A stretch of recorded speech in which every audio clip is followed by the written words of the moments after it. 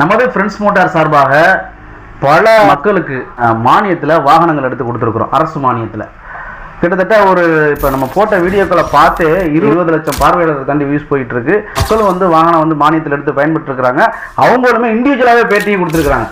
அப்படி இருந்தாலும் ஒரு சில நெகட்டிவ் கமெண்ட்டுமே பண்ணுறாங்க. இது அப்படித்தாப்பா மானியம்னு சொல்லுவாங்க, பேங்க்கில் போய் நின்று போவோம், பேங்க்கில் போனால் வந்து கொடுக்க மாட்டாங்க, இதெல்லாம் சும்மா பொய் ஃப்ராட், இதெல்லாம் நம்பாதியா அப்படின்னு சொல்லிட்டு சில கமெண்ட்டுகள்லாம் பண்ணுறாங்க.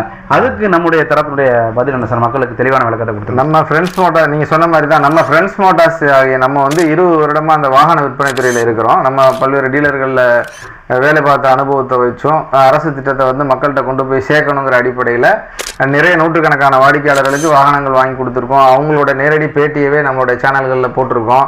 அவங்களோட டெலிவரி ஃபோட்டோக்களை நம்ம பதிவேற்றோம். நீங்கள் சொல்கிற மாதிரி சில நெகட்டிவ் கமெண்ட்ஸ் வந்து நம்பாதீங்க, இது உண்மை இல்லை, இது வந்து மானியம் பதிவாங்க ஆனால் பேங்கில் போய் நின்று போயிடும், அந்த மாதிரியெல்லாம் நம்ம பார்க்க முடியுது.